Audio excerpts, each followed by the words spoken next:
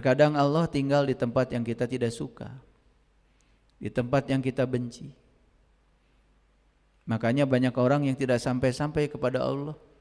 Oleh karena itu, mari kita bersyukur hari ini kita dihadirkan kembali di tempat yang penuh berkah, di ruang kesadaran, untuk kembali belajar mewaraskan diri kita. Rasakan kehadirannya dalam diri kita, karena dia tidak pernah sedetik pun meninggalkan kita. Bahkan dia tidak pernah tidak mengurus kebutuhan kita. Bahkan dia tidak pernah tertidur, tidak pernah terkantuk. La ta'khuduhu sinnatu wala naum. Terus menerus mengatur kebutuhan kita, memenuhi seluruh kebutuhan kita.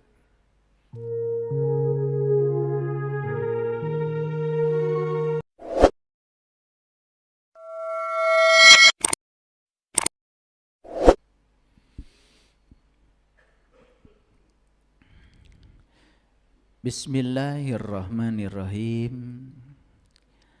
Assalamualaikum warahmatullahi wabarakatuh. Salam sejahtera untuk kita semua. Om Swastiastu, Namo Buddhaya, salam kebajikan, Sampurasun. Rahayu Sagung Dumadi. Semoga seluruh makhluk hidup di semesta ini, baik yang kelihatan maupun yang tidak kelihatan, yang berwujud maupun yang tidak berwujud, yang kasat mata maupun yang tidak kasat mata, senantiasa hidup berbahagia dan terbebas dari segala penderitaan. Semoga kita semua yang terus-menerus belajar tentang kebijaksanaan, menyadari bahwa kita tidak tahu apa-apa, tidak bisa apa-apa, tidak punya apa-apa, dan bukan siapa-siapa, senantiasa menjadi sumber cinta, sumber sukacita, sumber kebahagiaan bagi semua makhluk. Mari kita bertekad setiap bangun pagi di hari yang baru ini, jangan sampai lagi ada makhluk lain yang terluka dengan kata-kata kita, terluka dengan tangan kita. Tidak boleh lagi ada makhluk lain yang berkurang kebahagiaannya bertemu dengan kita. Segala puji hanya milik Allah, Sang kehadiran, Sang keberadaan, yang selalu menuntun setiap makhluknya ke jalan yang dia butuhkan. Dan dia juga selalu memilih untuk setiap makhluknya apa yang diinginkannya. Boleh jadi kamu menyukai sesuatu, kata Allah, tapi malah itu amat buruk bagi kamu. Boleh jadi kamu membenci sesuatu, padahal itu amat baik bagi kamu. Terkadang Allah tinggal di tempat yang kita tidak suka, di tempat yang kita benci. Makanya banyak orang yang tidak sampai-sampai kepada Allah, karena dia selalu menghindar dari apa yang dia tidak suka. Padahal Allah sudah menunggu di tempat itu. Itulah kebodohan manusia. Oleh karena itu, mari kita bersyukur hari ini kita dihadirkan kembali di tempat yang penuh berkah, di ruang kesadaran, untuk kembali belajar mewaraskan diri kita, supaya kita mengalami kewarasan lahir kita, kewarasan batin kita. Oleh karena itu, atas hadiah besar yang diberikan Allah hari ini kepada kita, mari kita puji Dia dengan membaca hamdalah. Alhamdulillahirabbil alamin. Mari kita sertakan Dia, rasakan kehadirannya dalam diri kita, karena Dia tidak pernah sedetik pun meninggalkan kita. Bahkan Dia tidak pernah tidak mengurus kebutuhan kita. Bahkan Dia tidak pernah tertidur, tidak pernah terkantuk. La ta'khuduhu sinnatu wala naum. Terus menerus mengatur kebutuhan kita, memenuhi seluruh kebutuhan kita. Begitu besarnya cinta kasih Allah kepada kita. Hanya mereka yang dungu, yang bodoh, yang tidak merasakan cinta kasih. Mereka yang tertipu oleh pikiran palsunya. Mereka yang tidak merasakan cinta kasih. Mereka yang sudah selesai dengan dirinya sendiri. Yang sudah bisa berdamai dengan dirinya sendiri. Bahkan setiap saat. Di setiap ruang dan waktu, justru dia tidak pernah merasa kesendirian. Walaupun sedang sendiri. Dia merasa terhibur dengan kehadiran ilahi dalam dirinya. Semoga kita termasuk orang-orang yang sudah mencapai keadaan itu. Oleh karena itu, kepada Allah jangan cuma minta berkahnya. Jangan coba minta ridhonya. Minta dirinya. Minta Allahnya.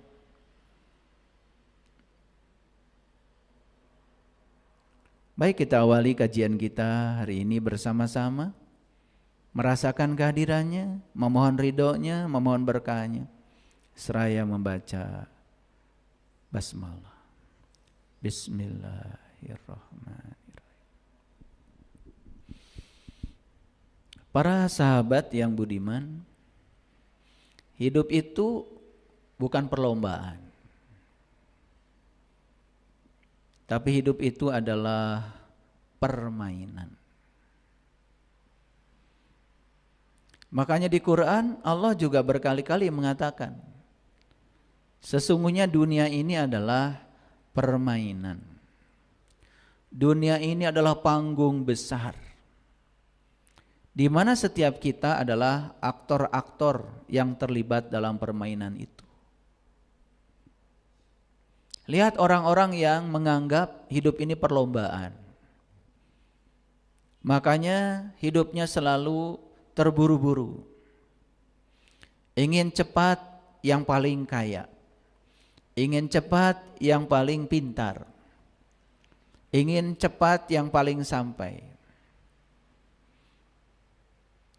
Akhirnya hidup penuh dengan tekanan. Dan sama sekali tidak merasakan kenikmatan hidup. Ketika orang lain mencapai sesuatu, dia menganggap orang lain sebagai kompetitor. Orang lain dianggap saingan. Sehingga dia pun memaksakan diri untuk mencapai itu. Bahkan dalam dirinya ada perasaan tidak suka ketika orang lain mencapai itu. Dan kebodohannya, karena dia tidak tahu, dia pikir dengan iri, dengan benci kepada orang yang sudah mencapai sesuatu yang disebut dengan kesuksesan. Dia pikir dia akan sukses. Dia sedang melanggar hukum alam. Dia sedang mengalami ketiadaan cinta. Tidak ada orang mencapai kesuksesan dengan ketiadaan cinta.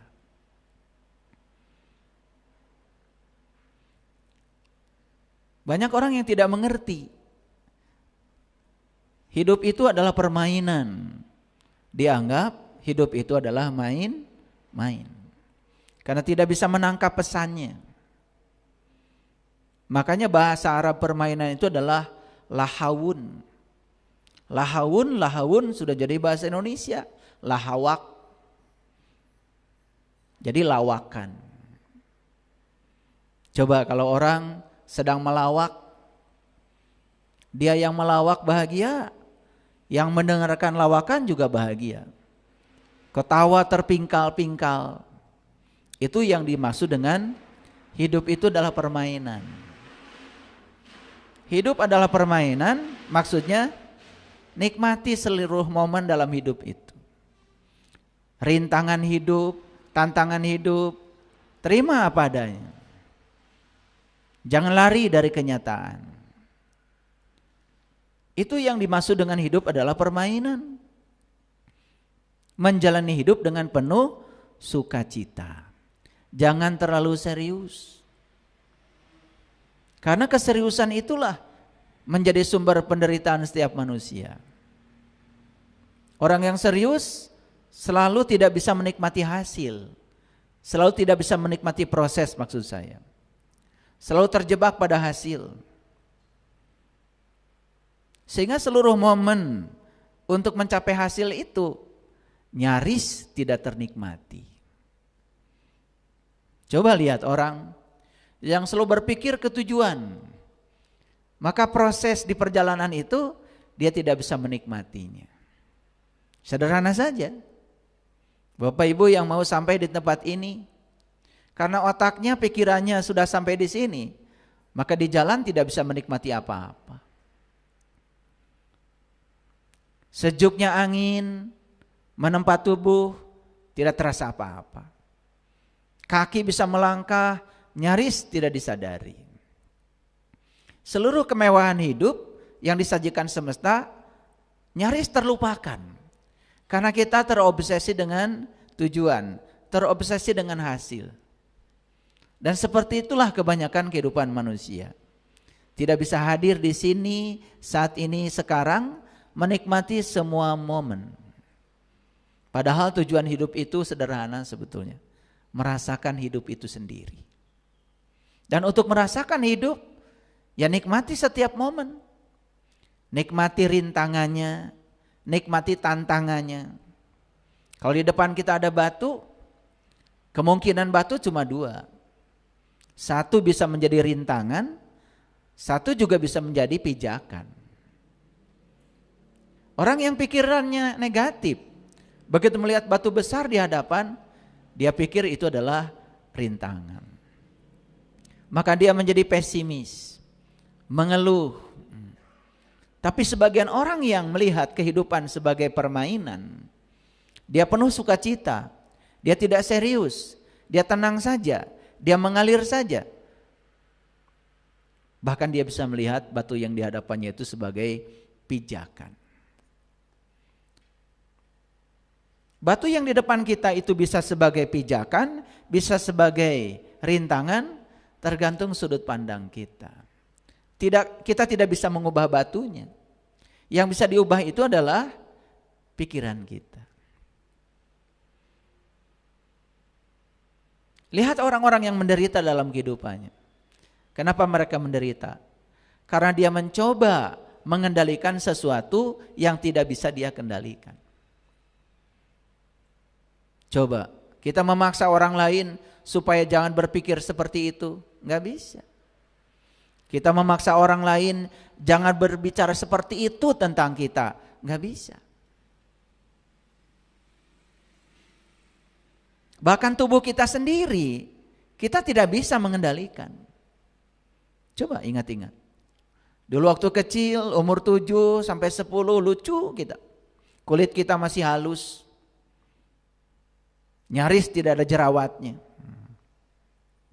Sekarang tubuh kita peot, menua, mulai ada bintik-bintik, tidak bisa melawan hukum alam.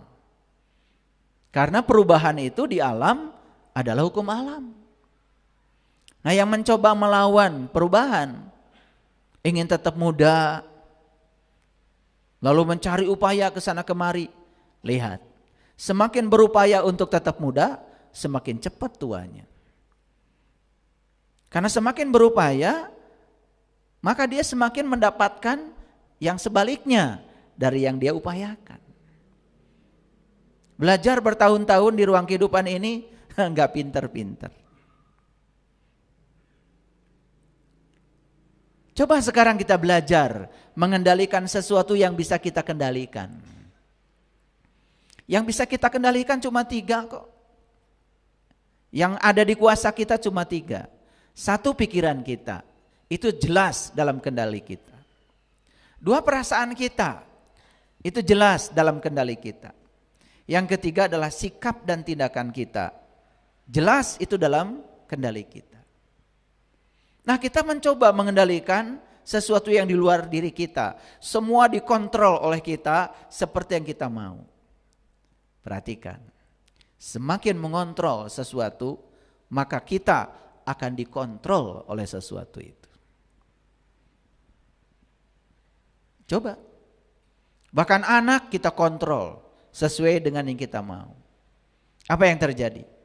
Begitu anak dikontrol sesuai dengan yang kita mau, Maka suatu saat anak akan memberikan perlawanan kepada kita. Dan perlawanannya menjadi mengontrol kita. Lalu anak pun harus seperti diri kita. Seperti yang kita mau. Kita tidak percaya bahwa setiap yang dilahirkan ke semesta ini oleh Allah, itu untuk tujuan Allah. Yang boleh mengontrol itu cuma Allah. Karena Allah yang punya rencana terhadap mereka datang ke sini. Bukan kita.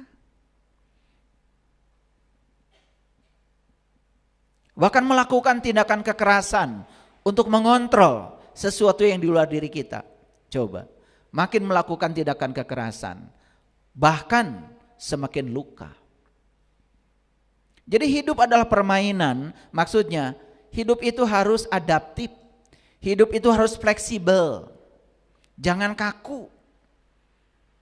Karena maunya begitu, harus begitu. Lihat orang-orang kayak gitu, pasti penyakitnya mah, sakit kepala, tensi darah tinggi, napas pendek, udah, gak lama itu, stroke.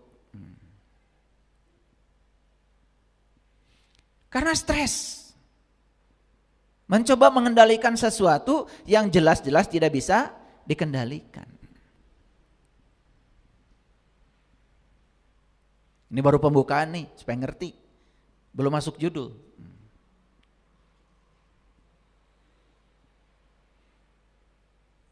Ada orang tinggal di pinggir sungai. Lalu kalau sungai itu meluap, dia kebanjiran. Harusnya kan dia pindah dari tempat itu. Kan tahu sering kebanjiran. Lalu dia mencari cara melawan alam. Caranya apa? Sudah dibendung aja sungai itu sama dia. Jadi bagian hulu sungai itu dia bendung. Dia mengeluarkan banyak tenaga. Dia mengeluarkan banyak uang untuk membendung sungai itu. Berhasil?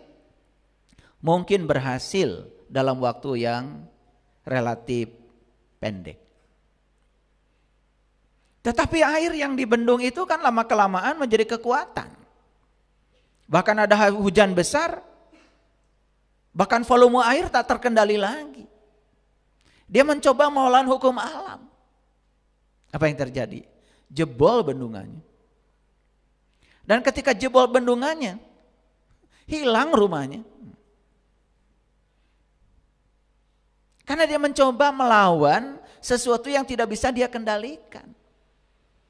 Harusnya dia berpikir yang realistis saja. Bagusnya kan dia pindah rumah. Dulu kebanjirannya cuma 1 teras.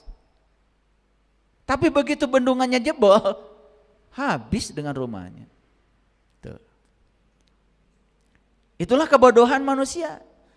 Mencoba terus-menerus mengendalikan sesuatu yang di luar dirinya yang jelas-jelas tidak bisa dikendalikan. Kira-kira capek gak hidup kayak gitu? Kira-kira lelah gak hidup kayak gitu? Ya stop atuh. Ingin pasangan seperti yang kita mau. Bukan menerima pasangan apa adanya. Ingin anak seperti yang kita mau. Bukan menerima anak apa adanya. Selalu berpikir kesempurnaan. Nih saya kasih tahu. Kesempurnaan itu adalah saat kita bisa menerima ketidaksempurnaan dengan sempurna.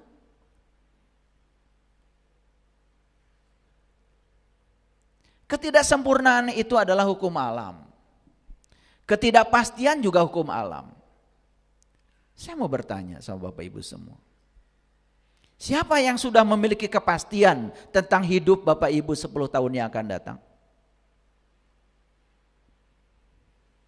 Kejauhan saya nanyanya. Siapa yang memiliki kepastian tentang besok kita mau apa? Ada? Dan ketidakpastian itu hukum alam. Dan di balik ketidakpastian, di balik ketidaksempurnaan, kalau kita percaya di situ, ada kebutuhan kita. Dan kita coba untuk menghentikan keinginan-keinginan yang berlebihan, hidup jadi damai.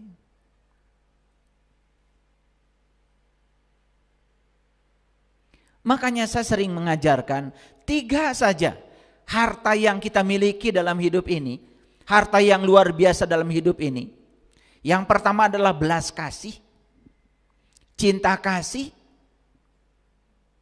welas asih, keinginan untuk selalu menumpahkan rasa kasih sayang kepada orang lain, siapapun mereka. Itu sudah benteng pertahanan kita. Itu sudah kekayaan kita yang paling besar. Hadiah mencintai itu cuma satu, pasti dicintai. Asal kita jujur pada diri kita sendiri, jangan terus berpura-pura. Pura-pura mencintai, pura-pura penuh cinta kasih, pura-pura dermawan.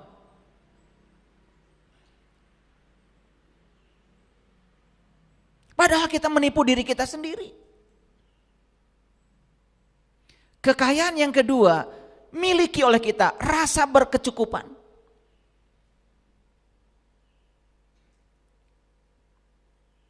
Rasa berkecukupan. Kita memiliki sedikit, tapi ada rasa berkecukupan, kaya itu, kaya raya. Memiliki banyak tetapi tidak tidak memiliki rasa berkecukupan. Kita hanya akan terus diselibut oleh keserakahan, ingin mencapai yang lebih, lalu melupakan yang dimiliki saat ini. Hidup jadi tidak tenang. Siapa yang menciptakan ketidaktenangan itu? Ya diri kita sendiri. Lalu menyalahkan situasi di luar diri kita. Terus menerus seperti itu hidup. Mau sampai kapan? Aneh saya itu melihat orang-orang. Terlalu sibuk kita itu. Terlalu sibuk melakukan sesuatu yang kita tidak mengerti esensinya.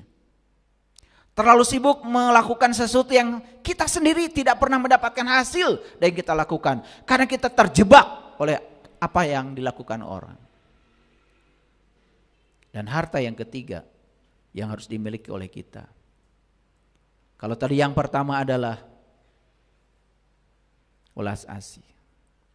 Yang kedua adalah rasa berkecukupan. Yang ketiga, kerendahan hati. Orang yang rendah hati itu banyak temannya. Dirindukan kehadirannya. Beda dengan orang yang sombong. Belajar ilmu harus punya kerendahan hati. Belajar bisnis harus punya kerendahan hati. Belajar apapun, kalau tidak punya kerendahan hati, kita akan dijauhi oleh berkah.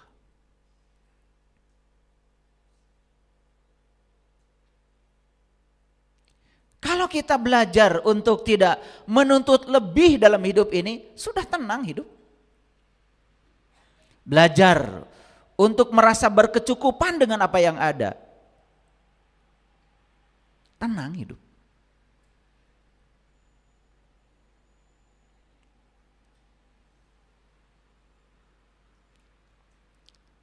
Jangan terus-menerus kita ingin mengendalikan semua situasi seperti yang kita mau.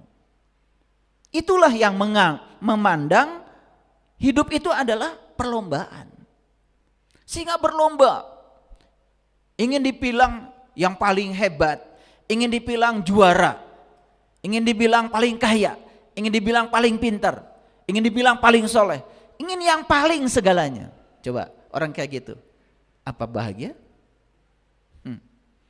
Dia pikir bahagia itu adalah mendapat. Justru bahagia adalah melepas. Coba lepaskan keinginan berlebihan. Saat itu juga kita akan bahagia.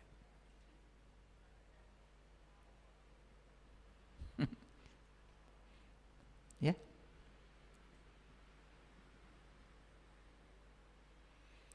Jangan terjebak oleh penilaian orang.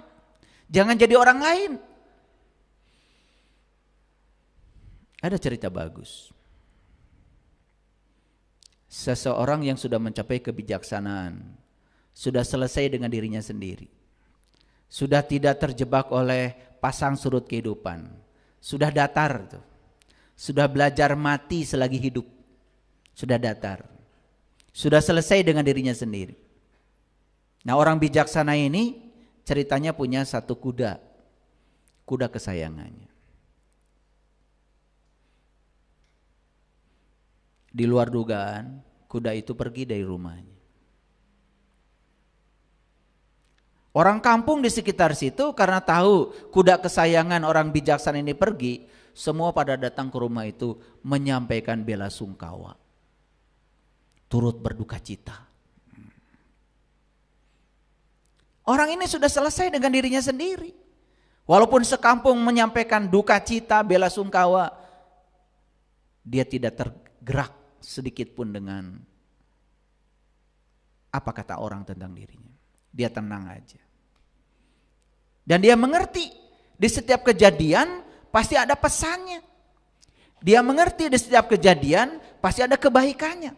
Dia fokus aja pada kebaikannya walaupun kudanya pergi. Besok-besok betul tuh. Kudanya datang lagi sendiri. Buat temennya lagi. Yang dibawa ini temannya adalah kuda liar. Karena dia ternyata pergi ke suatu tempat dan kemudian bersahabat dengan kuda liar dan dia pulang buat temannya. Dan orang kampung situ tahu kalau kudanya Bapak bijaksana ini asalnya satu jadi dua. Semua datang lagi. Sekarang menyampaikan turut bersukacita. Kan gitu kebanyakan kalian ya. Kayak yang benar aja. Ya orang bijaksana ini walaupun sekampung menyatakan turut bersukacita atas kehadiran kudanya satu jadi dua, dia juga sudah mati selagi hidup, udah datar aja. Karena dia juga mengerti bahwa di balik semua itu pasti ada pesannya. Ingat ya, di balik apa yang disebut dengan musibah pasti ada berkah. Dan di balik semua yang disebut dengan berkah pun jangan lupa di dalamnya ada musibah. Karena dia sudah mengerti, sudah selesai, sudah ilmunya sudah sampai di tingkat itu, dia tenang aja. Betul tuh, kuda liarnya kemudian ditunggangi anaknya. Anak kesayangannya, anak laki-laki kesayangannya menunggangi kuda liar itu. Seorang pemuda gagah tampan di kampung itu. Menunggangi kuda liar, jatuh, patah kakinya. Orang kampung situ datang lagi. Sekarang apa? Turut berduka cita lagi. Turut berbela sungkawa lagi.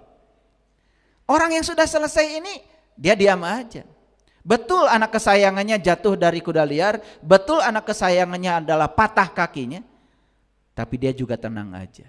Cuman menangkap pesan apa yang hendak disampaikan semesta buat saya. Dia tidak terjebak pada hasil akhir, pada tujuan. Dia menikmati setiap proses, apapun itu. Inilah hidup.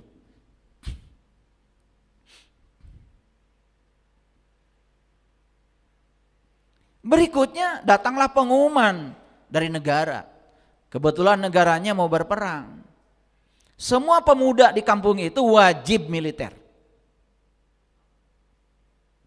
Dan satu-satunya yang tidak kena wajib militer, anak kesayangannya. Karena patah kakinya. Datang lagi orang kampung itu. Menyampaikan turut bersuka cita. Karena anak bapak sekarang tidak wajib militer. Anak-anak kami semua wajib militer. Terus menerus begitu hidup.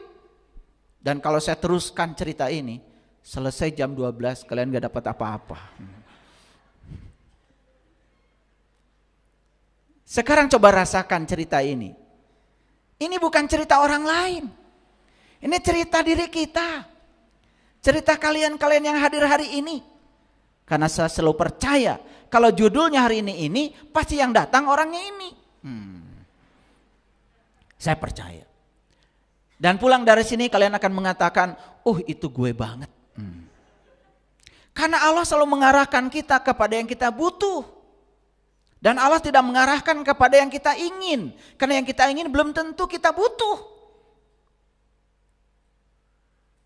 Paham sampai di sini? Oke. Rintangan dalam hidup, tantangan dalam hidup, itu adalah sesuatu yang tidak mungkin bisa kita tolak. Gak mungkin. Sekarang tinggal bagaimana kita bisa mengelola rintangan dan tantangan itu. Bagaimana kita bisa memanfaatkan batu yang besar di depan kita itu bukan sebagai rintangan, bukan sebagai halangan, tetapi itu adalah sebagai pijakan untuk membuat kita bisa jauh lebih berkembang dan lebih maju.